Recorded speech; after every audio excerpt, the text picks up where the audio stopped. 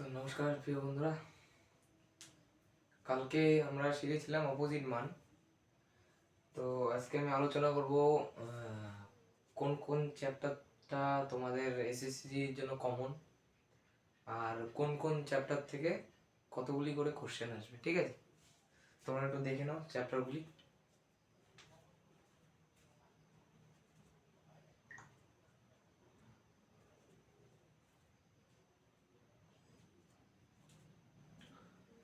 তো আমি যে কটা চ্যাপ্টার লিখেছি এগুলো ইম্পর্টেন্ট। আরও চ্যাপ্টার আছে, এমন না যে নাই, আরও চ্যাপ্টার আছে কিন্তু আমি যে কটা চ্যাপ্টার লিখেছি এ কটা চ্যাপ্টার ইম্পর্টেন্ট খুবই।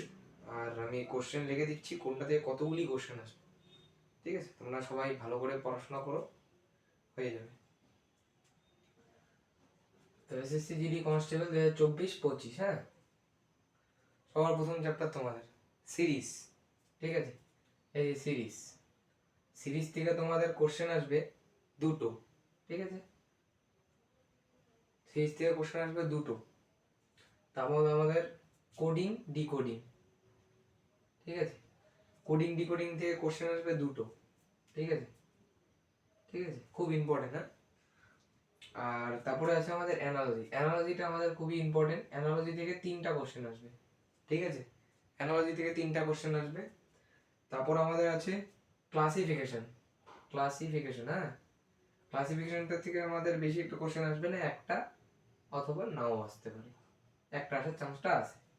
ঠিক আছে, তারপর আমাদের আছে ব্লাড রিলেশন। ব্লাড রিলেশন থেকে কমন দুটো কোশ্চেন অথবা একটা কোশ্চেন আসবেই কমন, ব্লাড রিলেশন। ঠিক আছে, একটা হলে তো কমন আসবেই, দুটো আসতে পারে।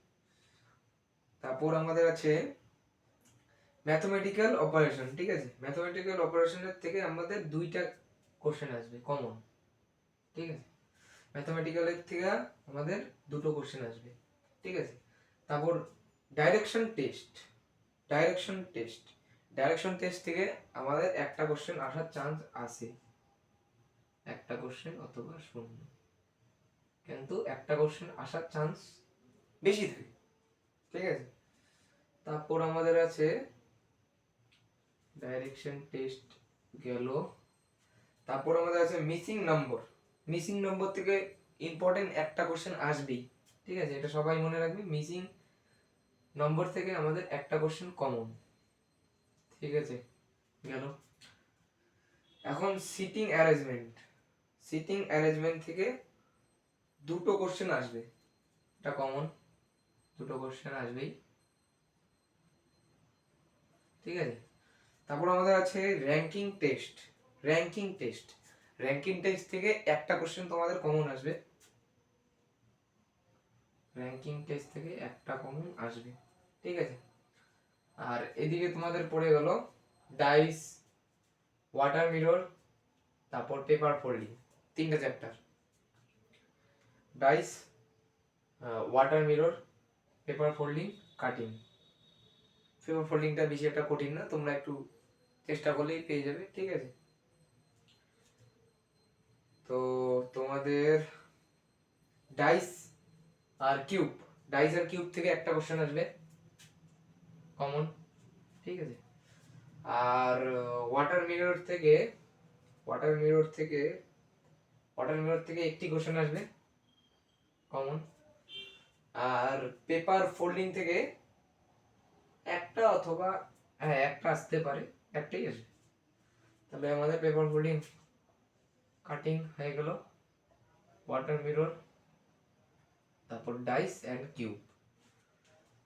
তো এই তোমাদের জিডির বেসিক সিলেবাস রিজনিং এর। ঠিক আছে, এই কটা চ্যাপ্টার তোমরা যদি ভালো করে করে নাও তাহলে তোমাদের রিজনিং এ 20-তে 20 আনার চান্সটা বেশি থাকবে।